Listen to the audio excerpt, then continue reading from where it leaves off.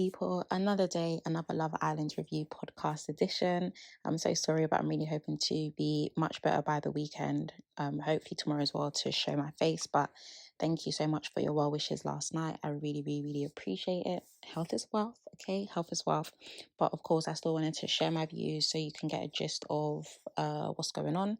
So, and also what's in my mind for that episode. So, as I always and I usually say, number one, of course, please be sure to subscribe if you haven't already. Defo join the family. Follow your girl on Instagram at Sarah Destiny X.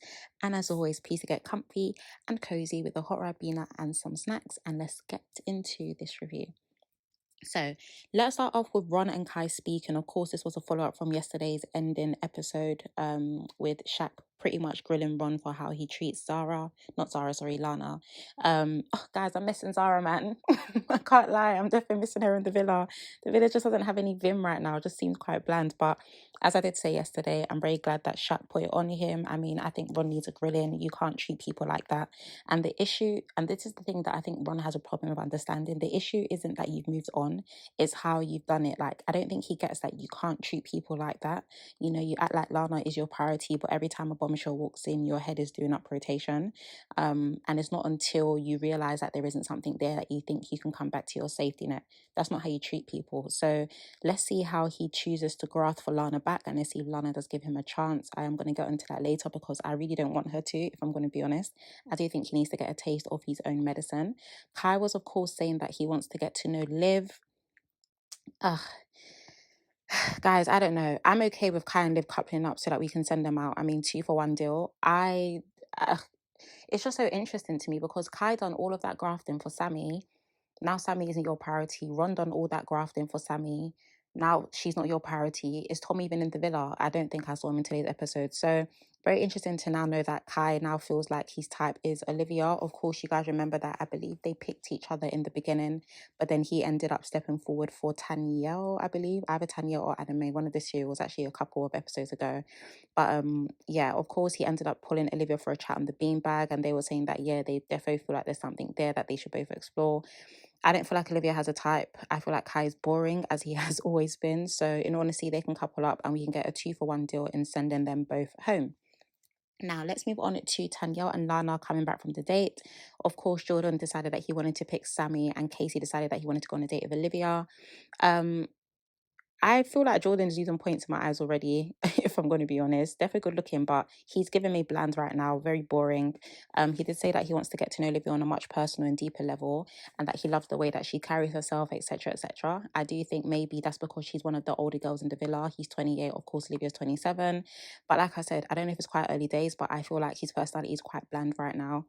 Unless clips are cut out, all we hear is how much he wants to settle down. I mean, there must be more to you at this point. And Casey, of course, ended up picking Jesse. I really like Casey, by the way. I think he's really, really, really cute. He's pretty much my new Ron.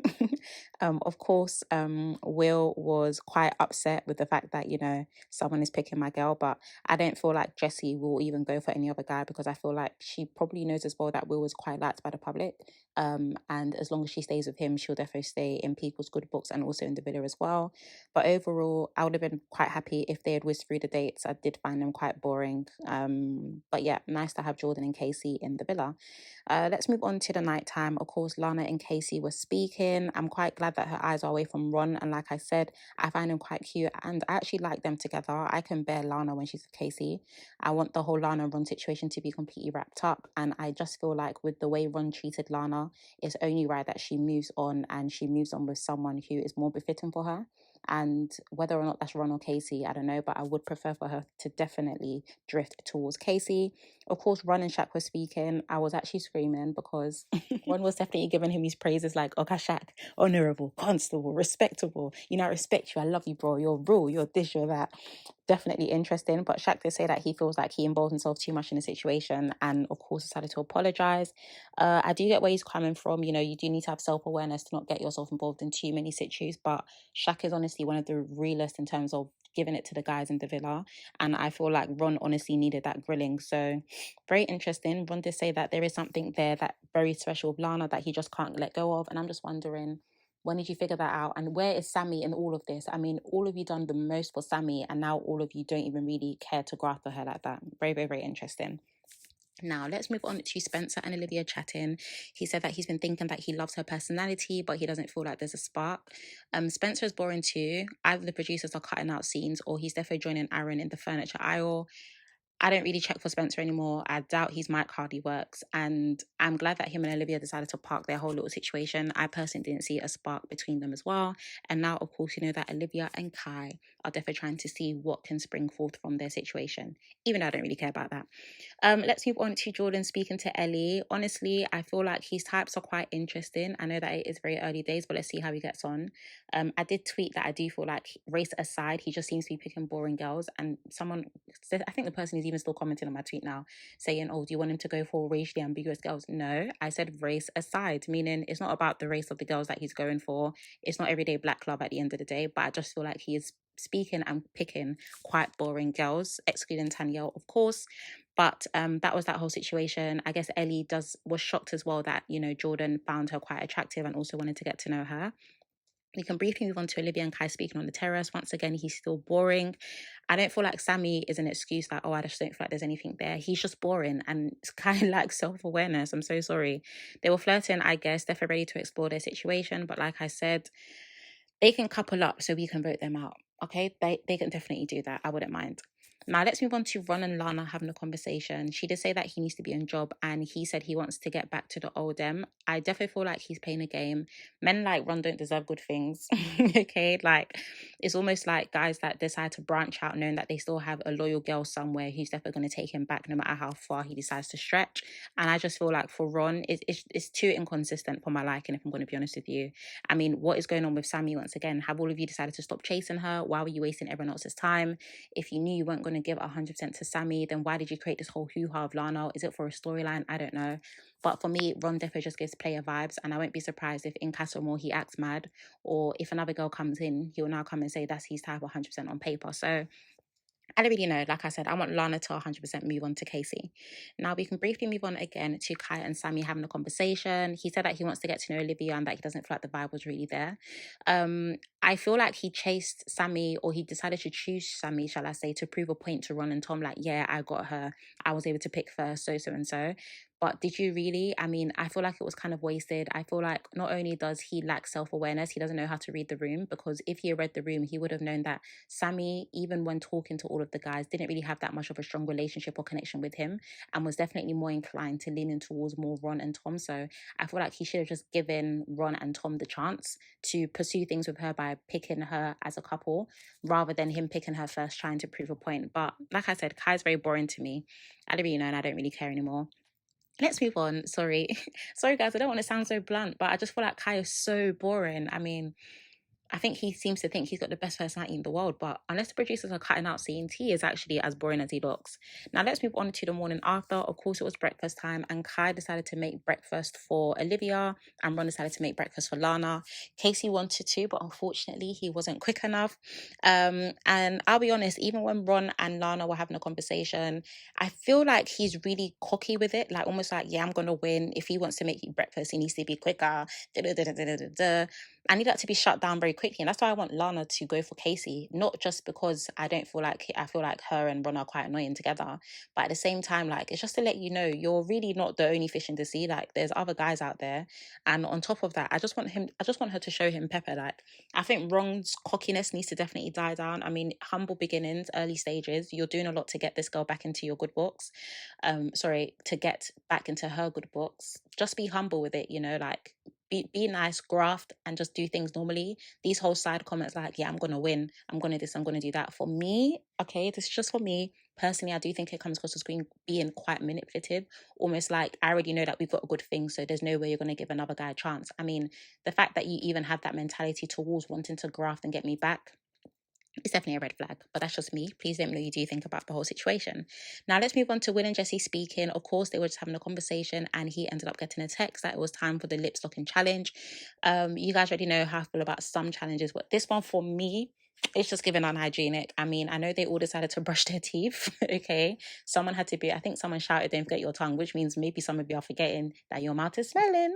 Okay, because you need to brush your tongue, but I don't know. I really just don't know. But of course, we know that this challenge ended up bringing in some drama towards the end of the episode. Let's start off with Olivia. She was first. They gave her quite strong results. Tanya was given a lot of tongue. Okay, a lot of tongue. Definitely making it known that her tongue was there and there to stay.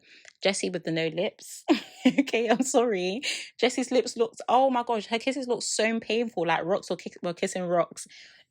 Omar, it's not easy, yeah? It's not easy when you don't have lips. We thank God, Sha. Sammy, she also gave quite strong kisses as well. And Tanya, D for delivered, okay? Her kisses were very, very, very strong across the board. And of course, you know that the winner was Tanya. And no, that's right. I don't know why I was so happy for her, okay? But big up Tanya. I wonder what she gets up to in her spare time. And of course, last place was Jessie. I'm not surprised. It was literally rocks kissing rocks. The kiss actually looked so painful, as if she had a knife for teeth. I'm sorry. Yeah, those votes were definitely valid. We can move on to after the game. I'll be very honest with you in saying that I think Olivia is a very, very, very big instigator. I don't know why you feel like it's your point of call or duty to discuss Tanya and Ron. So of course Tanya and Ron did actually have quite a passionate kiss, but I feel like the kisses would have been passionate with everyone. I mean, it was a game. Everyone wanted to make sure that they won, but she was saying that she feels like there's something there, and Jessie butting in as well, like, yeah, 100% feel like there's something there. There's something there. Of course, Olivia decided to pull Lana for a chat. Meanwhile, Tanya and Samuel were having a conversation, and Tanya and Samuel were just like, I don't know why she's trying to make this a situ. I mean, it's a game. She needs to relax, and I definitely do have to agree.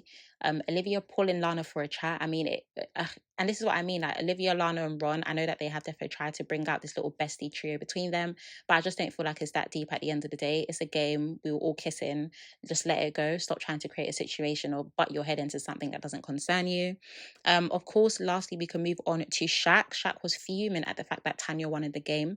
And I'll be very honest, when Tanya said it to the girls, Tanya honestly said that, listen, if there's one thing that's going to give me the ick, it's going to be this. And I 100% agree. Shaq, you need to be FFR, okay? Be for real. Would you want her to lose? I don't understand. Shouldn't you be happy that she's won? I'll be honest with you as a female. If you agree or disagree, let me know. But I don't feel like Shaq has any right to be angry. If anything, for some people, this should be seen as kind of like a praise situation, like, oh my gosh, like, yeah, my girl can kiss, or this or that, or people can definitely feel like my girl kisses, but she's not going to be kissing everyone else on a regular basis. At the end of the day, it was a game. He ended up speaking to Ron, saying that, she wasn't respectful. No, I'm not talking to her. She wants to talk to me. She can talk to me when she's ready. And I just found that quite embarrassing. You guys already know, I've been telling you this for the past couple episodes. As much as I do love the fact that Shaq sticks it on the guys, I do honestly feel like there's something off. I'm sorry, I've been saying this from day one, and people telling me, oh, give him a chance, give him a chance. I'm giving him a chance, and he's just letting me know that I should take back my points, because I feel like that was just definitely uncalled for. It's given insecure. I mean, the girl didn't have sex with all the guys for the challenge. It was literally just a kiss, let it go. And I'm embarrassed for Tanya as well, that whole situation. So be very interesting to see how Shaq and Tanya defo bounce back from this in tomorrow's episode. As you guys know, to end the episode, we were given the opportunity to vote for our favorite boy, and the guy with the least amount of votes who would be dumped from the villa. Guys, I actually didn't vote for anyone. I'm so sorry. No guy got my vote, so I'm definitely leaving the votes in everyone else's hands. But off the top of my head, I definitely feel like probably Spencer, probably Aaron will probably go home. I think the other main guys, they'll probably try and keep in the villa.